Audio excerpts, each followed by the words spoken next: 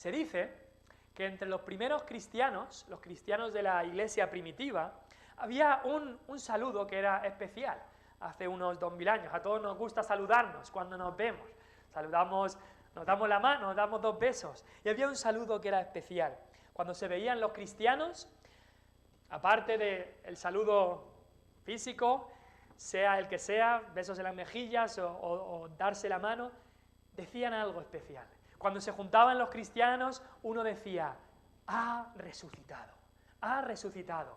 Y el otro decía, ha resucitado verdaderamente, ha resucitado verdaderamente. Qué precioso ese saludo, ¿no? Y cuánta verdad encierra, porque la resurrección, como muchos han dicho, es la piedra central del cristianismo, es crucial. En el contexto de Primera de Corintios,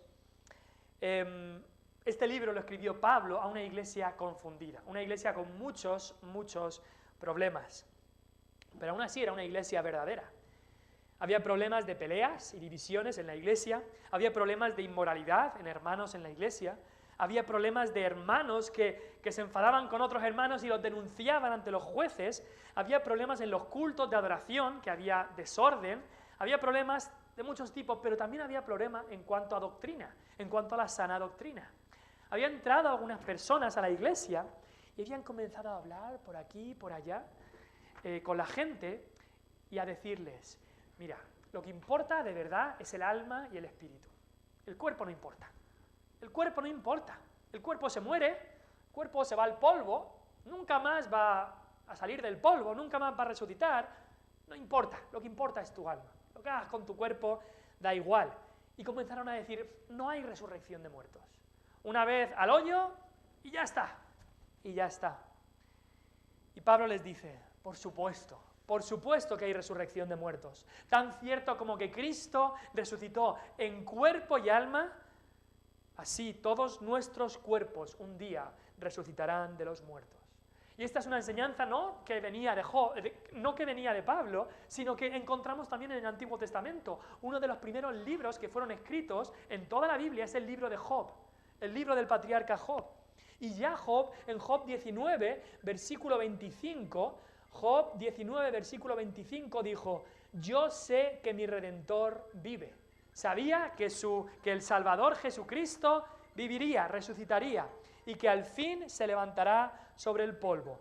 Yo sé que mi Redentor vive, y al fin se levantará sobre el polvo. Y dijo Job, y después de deshecha esta mi piel, en mi carne he de ver a Dios. Job sabía y anunció que Cristo resucitaría, que mi Redentor vive, al fin se levantará sobre el polvo. Pero no solamente que Cristo resucitaría, dice, y después de deshecha esta mi piel, en mi carne he de ver a Dios. No solamente con nuestra alma y en el cielo, sino en nuestra carne hemos de ver a Dios. Porque un día todos los cuerpos resucitarán. Así que Pablo les dice en este capítulo, si Cristo no hubiera resucitado, entonces ¿para qué predicamos? ¿Para qué predicamos? ¿Por qué sufrimos tanto? ¿Por qué sufrimos? Y les dice, ¿y entonces en qué habéis creído? Si Cristo no ha resucitado, apaga y vámonos. Es lo que dice Pablo en este capítulo. Dice, encima, somos los más dignos de conmiseración entre los hombres. Somos dignos de que la gente nos tenga pena si Cristo no hubiera resucitado. Y Pablo dice, pero no, Cristo sí que ha resucitado. Cristo ha resucitado, por supuesto que sí. Él es la primicia, el primero en la resurrección. Y esta es la piedra clave de la doctrina cristiana. Es como un castillo de naipes. Si quitas uno, se caen todos. Es como ese juego de Jenga que juegan los jóvenes, que si quitas esa pieza, cuando la quitas se cae todo. Pues así ocurre con la resurrección de Cristo. Si no hay resurrección de Cristo, el cristianismo entero se viene abajo. Pero por supuesto que Cristo resucitó. Por supuesto que Cristo resucitó. Y hoy vamos a ver dos cosas. Queremos ver en primer lugar la predicación de la resurrección de Cristo y en segundo lugar veremos el poder de la resurrección de Cristo.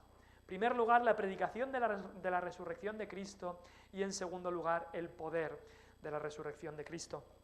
Vemos, y este capítulo empieza, Pablo hablándoles de la predicación del Evangelio. La predicación de la resurrección de Cristo es predicar el Evangelio. Porque El Evangelio es la muerte y resurrección de Cristo. Eso es lo que es el Evangelio. El Evangelio es el único mensaje que puede salvar. No hay otro mensaje que te pueda salvar, ni ninguna filosofía, ni ninguna religión, ni ningunas ideas tuyas que tengas, ni ninguna otra cosa, sino es el Evangelio. Creer en el Evangelio es lo único que te puede salvar. ¿Y qué es el Evangelio? Pues Pablo comienza dando una definición. ¿Qué es el Evangelio? Versículo 3 le dice, habiendo dicho, mira, esto es el Evangelio que os hemos enseñado, dice, primeramente os he enseñado lo que asimismo recibí. 2 puntos. Esto es el Evangelio. Que Cristo murió por nuestros pecados conforme a las Escrituras, versículo 3, versículo 4, y que fue sepultado y que resucitó al tercer día conforme a las Escrituras. Eso es lo que es el Evangelio. La vida, muerte y resurrección de Cristo. Eso es el Evangelio. Eso es lo que cambia vidas, lo que transforma vidas. Estos son los acontecimientos más importantes de la historia de la humanidad. No hay acontecimiento más importante, nada más importante que la muerte y resurrección de Cristo. Es el centro de la historia del ser humano, la muerte y la resurrección. Y era aquella doctrina que Pablo había predicado por tantos años. Pablo había dedicado su vida, después de ser salvo, a predicar esto. Es la doctrina que los corintios habían escuchado y habían creído. Cuando el Evangelio se predica, la resurrección de Cristo es una parte fundamental. Y así lo hicieron los primeros cristianos. Es curioso, pasa el libro de Hechos. El libro de Hechos después de que Cristo hubiera resucitado.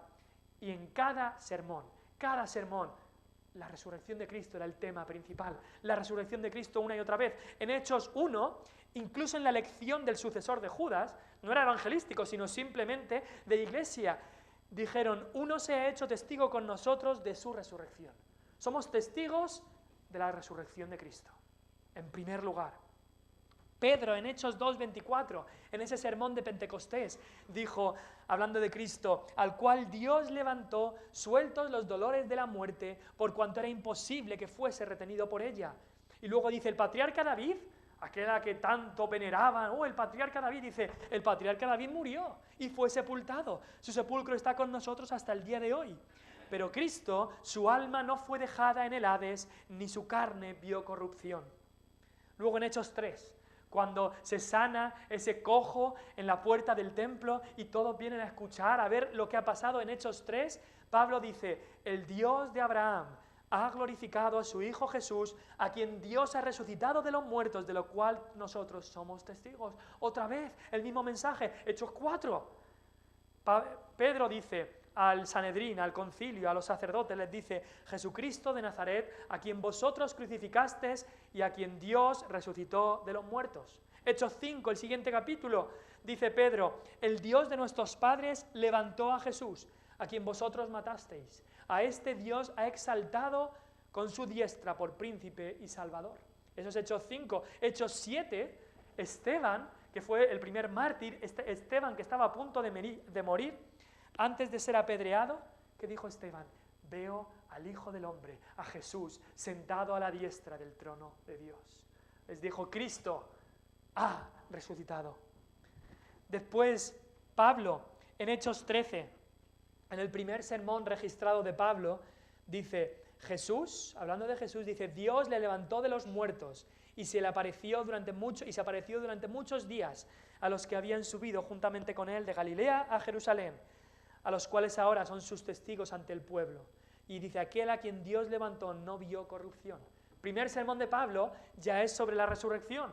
Después, un sermón muy diferente de Pablo en Hechos 17, porque en Hechos 13 les habla a judíos, que sabían algo de la historia y de las profecías. Pero en Hechos 17 les habla a los gentiles, a los griegos de Atenas, que no tenían ni idea de nada del Antiguo Testamento. Y les habla del Dios no conocido. Hay un Dios que ha creado todo esto, solo hay un Dios verdadero, les dice a los griegos en Atenas. Y al final de su sermón dice, Dios, este Dios único verdadero, ha designado un día en el cual juzgará al mundo con justicia, por aquel varón a quien designó, dando fe a todos con haberle levantado de los muertos. La predicación de la resurrección era clave en la iglesia primitiva y debe serlo también hoy. Y los judíos que escuchaban estas cosas no querían creer esta verdad, porque sabían lo que significaba. Si Jesús ha resucitado, eso significa que Él es el Hijo de Dios. a quien debo adoración. Los gentiles tampoco querían creer esta verdad, les parecía una locura, porque sabían que significaría reconocer a este Jesús de Nazaret como el único Dios verdadero y el Señor de toda vida. La predicación del Evangelio era la predicación de la resurrección de Cristo. Pero no solamente esta predicación era la predicación del Evangelio, pero es que estaban predicando, la predicación era sobre un hecho histórico, un hecho histórico. La resurrección no es que la predicaran porque quedaba bien, no es que la predicaban porque era una historia bonita, con una buena moraleja. Hay mucha gente que se ha puesto a decir historias bonitas con una buena moraleja, pero que no tienen por qué ser verdad. La mitología griega está llena de historias con moralejas, pero historias fantásticas, historias de ficción, no historias verdaderas. No es que se predicara la resurrección para hacer más dramático, no. Se predicó la resurrección porque fue un hecho histórico. Jesús de Nazaret vivió en Galilea y también en Judea durante 33 años. Murió verdaderamente. El centurión se aseguró que estuviera bien muerto y después resucitó al tercer día. Los historiadores más ateos o agnósticos no han podido rechazar esta verdad. Y hay 3 evidencias irrefutables de la resurrección de Cristo. Hay más, pero voy a nombrar 3. Una de estas evidencias es que la tumba está vacía. La tumba está vacía. La tumba está vacía. Muchos buscaron el cuerpo de Cristo. Muchos fueron a buscarlo y no encontraron nada. Los fariseos, quienes odiaban a Cristo con todo su alma, hubieran dado todo el dinero del mundo para que alguien encontrara el cuerpo, el cadáver de Cristo, para tener esa prueba irrefutable de decir, no ha resucitado, aquí está su cuerpo. Pero no lo consiguieron, su cuerpo ya no estaba allí, no encontraron el cuerpo y por 2000 años historiadores, curiosos, arqueólogos y demás han intentado encontrar el cadáver de Cristo. No está, la tumba está vacía, Cristo ha resucitado. Incluso otras religiones tienen a sus profetas y salvadores muertos y sepultados. Mahoma está enterrado en una mezquita en Medina, ahí está su cuerpo, no ha resucitado. Cuando murió Buda en el 483 a.C., fue quemado y sus restos fueron esparcidos por muchos lugares. Y ahí están sus restos, no ha resucitado. Arqueólogos han encontrado algunos de esos restos. El profeta de los mormones, allí en Estados Unidos, llamado José Smith, murió y su tumba está allí. Allí están sus restos, muerto y sepultado, no ha resucitado. Pero hoy vas a Jerusalén y la tumba está vacía. Cristo ha resucitado y vive para siempre, la tumba está vacía. Esa es una prueba irrefutable. También las apariciones de Cristo después son otra evidencia de su resurrección. No fue que una persona solo lo vio, tuvo una visión y lo vio. Muchísimos testigos vieron a Cristo resucitado. Y no solamente lo vieron, comieron con él. Cristo podía comer delante de ellos. Era un cuerpo real. No era un fantasma. Y Cristo se lo hizo saber. Miradme, palpad, ved que no es un espíritu, era un cuerpo real. Hablaron con él, le abrazaron por 40 días después de su resurrección. No era un fantasma, era el Cristo resucitado con el mismo cuerpo que antes de morir. Y se menciona en la Escritura 10 casos al menos o más, pero 10 casos al menos particulares en los cuales el Señor fue visto por algunos testigos. La primera fue María Magdalena, que lo confundió con el hortelano a primera vista, pero después se dio cuenta que era Cristo. Después fue no solamente María Magdalena, sino ella y otras mujeres que también vieron al Cristo resucitado. Y es muy interesante que Cristo, las primeras apariciones fueran a mujeres. En ese tiempo el testimonio de las mujeres no valía nada. No valía nada, no podían testificar en un juicio, pero Cristo quiso que las primeras que lo vieron resucitado fueran mujeres. Después también Cristo se apareció a 2 hombres caminando hacia el pueblo de Emaús. También después apareció a Pedro. También después apareció a Jacobo. También apareció a 10 apóstoles reunidos sin que estuviera Tomás allí. Y luego la semana siguiente apareció a los 11, estando Tomás entre ellos. Después apareció también en el mar de Galilea con los 7 discípulos y desayunó con ellos. Desayunaron con Jesús allí en el mar de Galilea. Eso lo encontramos en Juan capítulo 22. También después apareció, nos dice, a más de 500 personas a la vez. Más de 500. No era un grupito pequeño, era algo abierto, era algo grande, muchas personas, más de 500, que esa fue quizás en la ascensión cuando ascendió al cielo. También le apareció a Pablo de camino a Damasco. Saulo, Saulo, ¿por qué me persigues? Vio al Cristo resucitado y seguramente hubo más casos.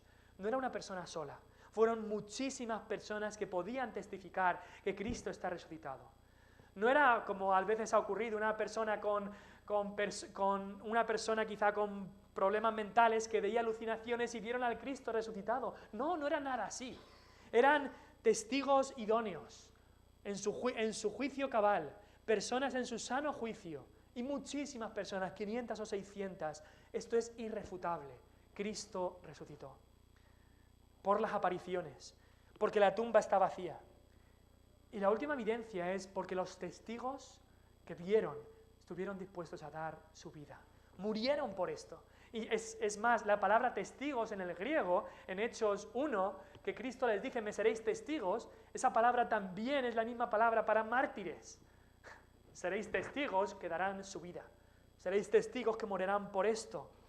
Y sabemos que todos los apóstoles sufrieron tortura, apaleamiento o fueron martirizados por predicar la resurrección. El primero lo tenemos en Hechos 12, fue Jacobo. Herodes lo mató. Antes Esteban, un diácono, también había muerto por Cristo. Pero también sabemos que Cristo le anunció a Pedro con qué muerte moriría. Cuando seas mayor te atarán y te llevarán a donde no querrás. Y así Pedro también sufrió y murió. Y aunque la Biblia no detalla la muerte de cada uno de los apóstoles, algunas de las tradiciones históricas más fiables nos dice que fue así. Cada uno de ellos sufrió y murió por predicar la resurrección. Y estas historias nos cuentan las historias estas nos cuentan que Pedro murió crucificado, que Mateo sufrió el martirio en Etiopía, que Bartolomeo, Natanael, la misma persona, fue a Turquía y fue azotado con un látigo hasta morir, que Andrés fue crucificado en una cruz en Grecia, que el apóstol Tomás fue traspasado con una lanza cerca de la India, que el apóstol Pablo, que había sufrido tanto, nos cuentan en algunas de sus epístolas, todas las torturas, apaleamientos, azotes, naufragios. Todo eso lo había sufrido por la causa de Cristo, por predicar la resurrección. El apóstol Pablo nos dice la historia que fue martirizado en Roma por el emperador Nerón, quizá en el 67 o 70 después de Cristo. Ahora, no es crucial saber cómo murió cada uno, la historia cuenta eso y pues ya está, pero la clave es que estuvieron dispuestos a dar su vida, que murieron por Cristo, a dar su vida, a sufrir por la enseñanza de la resurrección. Y alguno dirá, bueno, pero ha habido mucha gente que ha muerto por una mentira. Ha habido gente que ha muerto por defender una mentira. Pues sí, es verdad, desgraciadamente, muchos en la historia han muerto engañados defendiendo algo que era mentira. Pero nadie ha muerto por una mentira sabiendo que es mentira. Nadie ha muerto por una mentira sabiendo que es mentira. Y los apóstoles sabían perfectamente qué es lo que había pasado con Cristo. Estuvieron allí, fueron a la tumba repetidas veces, lo vieron vivo muchas veces y dieron su vida por eso. Nadie daría su vida por algo que sabe que es mentira. Estos apóstoles no predicaban la resurrección para enriquecerse, porque murieron sin un duro, murieron pobres, martirizados, latigados. No estaban ahí para hacerse ricos, predicando la resurrección. Predicaban la resurrección porque estaban seguros, porque era una verdad irrefutable, un hecho histórico. Cristo ha resucitado. Es indudable, es innegable. Hace unas décadas, un periodista estadounidense llamado Lee Strobel era un militante ateo durante muchos años. Pero su esposa se convirtió, su mujer se convirtió. Y él se propuso probarle con sus dotes de periodismo, voy a probarte que el cristianismo que has abrazado es un fraude. Eso es lo que él se propuso. Así que durante 2 años, como era periodista, entrevistó a muchísimos expertos en varias áreas, incluyendo de historia, de teología, de arqueología. Fue a demostrar que la Biblia es falsa y que Cristo no había resucitado. Y al final tuvo que llegar a la conclusión de que era él el que estaba engañado y se rindió a la veracidad de Jesús. Jesús murió y ha resucitado. Y fue la resurrección de Cristo, literal y física, el hecho que él vio. Esto es un hecho incontestable. Cristo ha resucitado. Así que esto es la predicación de la resurrección. Es la predicación de un hecho histórico. Es la predicación del Evangelio. Pero en segundo lugar queremos ver el poder de la resurrección. El poder de la resurrección. Dijo Pablo en Filipenses, quiero conocer más de Cristo. Dice, a fin de conocerle y el poder de su resurrección. Quiero conocer el poder de su resurrección. Ahora hay dos formas que podemos ver esto. Por un lado vamos a ver el poder por el que se obró la resurrección. El poder por el que se obró la resurrección. ¿Cómo es que Cristo resucitó? ¿Qué es lo que pasó ahí?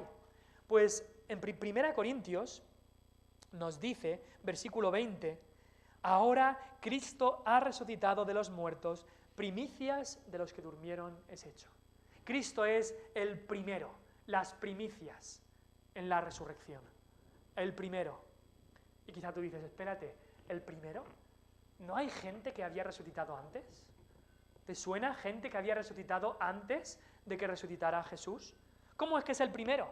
En el Antiguo Testamento encontramos el hijo de la viuda de Sarepta en tiempos de Elías, el hijo de la Sunamita en tiempos de Eliseo, además un hombre que fue enterrado cerca de Eliseo también resucitó. 3 personas en el Antiguo Testamento.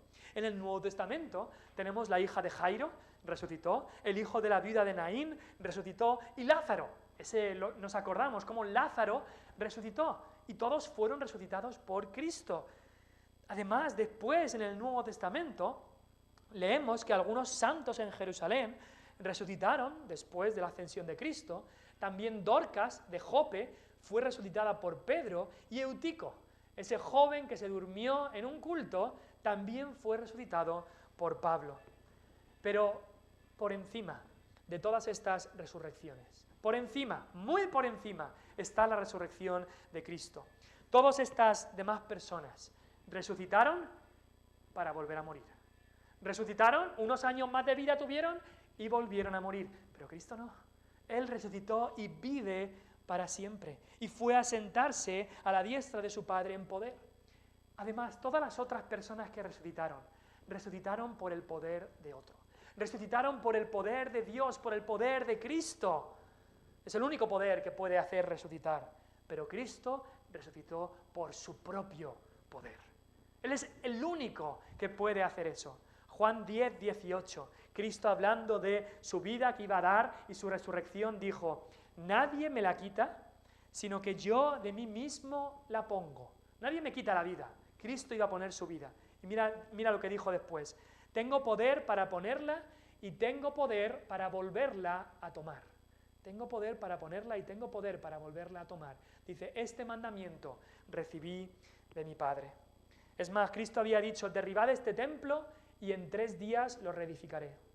Cristo es Dios, y fue el poder de Dios que resucitó a Jesús. Dios, dice Hechos 4:24, Dios le levantó sueltos los dolores de la muerte, por cuanto era imposible que fuese retenido por ella. Y es que la tumba no podía encerrarlo. La tumba y la piedra no podían encerrar a Jesús. La guardia romana no podía detenerlo. Las vendas y los lienzos no podían atarlo. La muerte no podía retenerlo, como dice Hechos. Ni Pilato ni Herodes podían evitarlo. Los fariseos no podían callarlo. Satanás no pudo vencerlo, porque Cristo es el vencedor. No podía perder la batalla. Cristo es la vida. La muerte no le podía ganar. Él es el rey sobre todo. No podía quedarse más tiempo en la tumba. Cristo ha resucitado y vive para siempre. Y la resurrección de Cristo nos demuestra que Él es Dios el Hijo y el Hijo de Dios, 100% Dios, también 100% hombre. Ese es el poder que obró la resurrección de Cristo, su propio poder. Pero veamos también el poder que su resurrección obra en nosotros. Porque la resurrección de Cristo tiene un efecto en nuestra vida. Tiene un efecto. ¿Podríamos tener toda la salvación? ¿Podríamos tener salvación? ¿Podríamos tener las bendiciones que tenemos como cristianos si Cristo no hubiera resucitado? Por supuesto que no. No podríamos tener esas bendiciones si Cristo no hubiera resucitado. Y eso es lo que Pablo también argumenta aquí. En el versículo 14 dice, si Cristo no resucitó, vana es entonces nuestra predicación, vana es también vuestra fe. y somos hallados falsos testigos de Dios, porque hemos testificado de Dios que Él resucitó a Cristo, al cual no resucitó si en verdad los muertos no resucitan. Porque si los muertos no resucitan, tampoco Cristo resucitó. Si Cristo no resucitó, vuestra fe es vana, aún estáis en vuestros pecados. No hay salvación si Cristo no resucitó.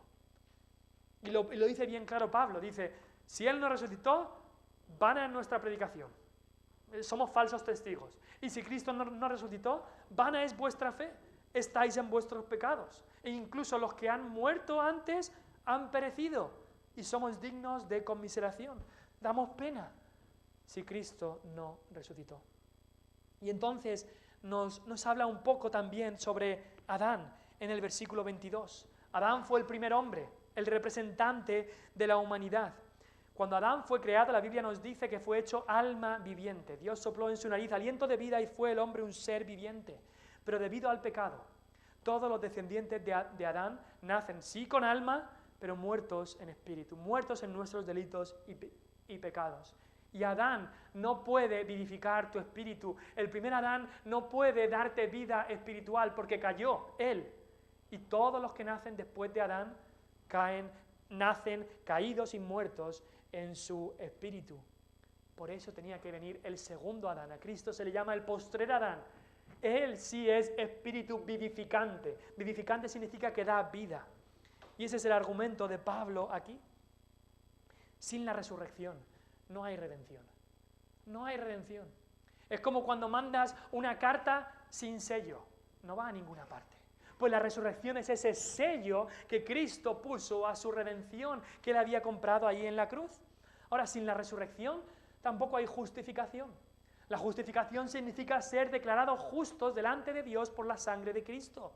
Y en Romanos 4:25, si podéis ir conmigo al libro de Romanos, el capítulo 4, y el último versículo, Romanos 4:25, dice que Cristo, el cual, hablando de Jesús, Señor nuestro, el cual fue entregado por nuestras transgresiones y resucitado para nuestra justificación. Él fue resucitado para nuestra justificación. Si Él no hubiera resucitado, no podríamos ser justificados de nuestros pecados. Piensa en esta ilustración. Si alguien va a la cárcel para pagar tu condena, hasta que la persona salga de la cárcel, tú no puedes saber si tu condena ha sido pagada. Tú tienes que pagar una condena de 5 años en la cárcel.